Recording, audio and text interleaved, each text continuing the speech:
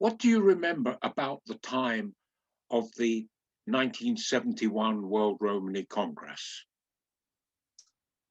I remember that it was a long time coming. So much had been going on in the 60s, a lot of anti-Roma events. So it was long overdue that we had our first Congress, and even that was threatened. At the last minute, we had to find a new location to hold it in secret. And it was remarkable that the participants were all able to get the information in time and find the place where we were able to meet. It was, for me, it was wonderful because I was new in the movement. I'd heard about individuals and now was getting to meet some of them. So for me, that gave me, it drove me to decide to stay with the struggle, with the Romani effort. And I learned a lot, and I've been with it since then. Thanks.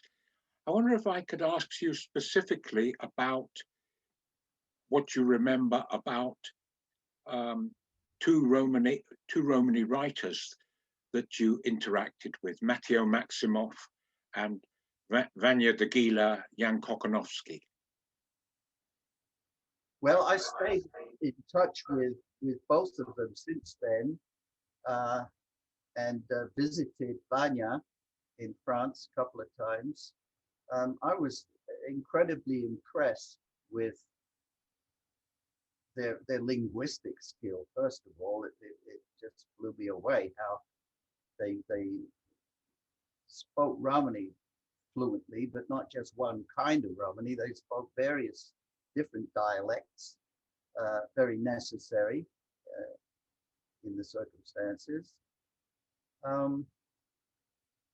And I suppose it drove me to start collecting their works, and in a way to start the Romani archives. But those early volumes that I was able to get in French for the most part, almost exclusively, were because of Kochanowski and Maximo, two saints in the movement. What do you think the role of Romani intellectuals and academics has been since 1971?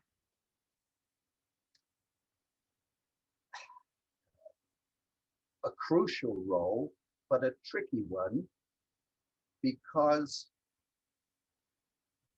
intellectuals, academics who are themselves Romani are a tiny, tiny percentage of the global population of our people. And so you are walking a tightrope in a way, because there is that distance created simply by, I hate to use the word education, but the fact is most of our people now still don't read and write, have other priorities to get through the day, which really have very little to do with where we came from and how to read and write our language. So educated people are useful because they're a bridge between the actual Romani population of millions and the non-Roma, the Gaje, who are really in charge of everything. So we have to be able to interact across a very wide spectrum and be comfortable and accepted by people in that broad spectrum. And that's not easy. But we've seen, I mean, even though it's still a small proportion, we've seen huge advances in both in literacy. I mean, in England now, most Romani people can read and write. Illiteracy is a mark of people in middle age and above. And so to what extent do you think that the movement of Romani activism, people acting together, has actually dented the former relationship of evasion and subservience? It's dented it, but it's just a dent at the moment. What we have to aim for is a substantial body, a growing body of educated in the non-Romani sense, in the sort of civil sense of going to school and getting degrees and so on in that sense.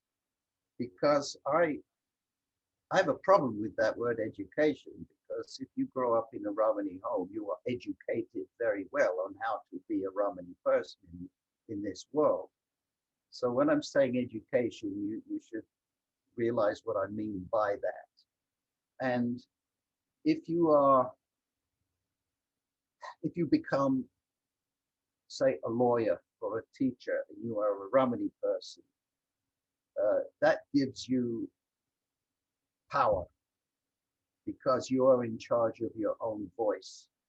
Along with the increase in the number of educated Roma, we now have an increasing number of non-Romani experts, some of whom are very supportive and helpful, but many of whom simply are looking for a PhD topic,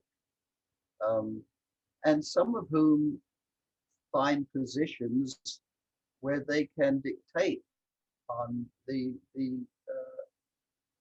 day-to-day behavior and life of Roma in governments and so on.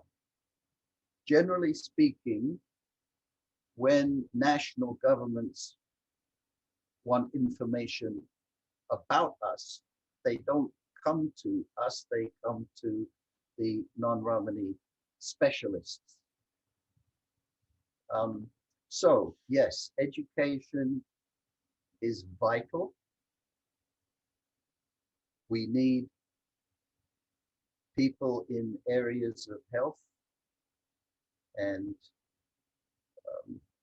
job skills, those sorts of practical areas, not totally academic about history and language. That's all fascinating, but it has no place on the ground day to day.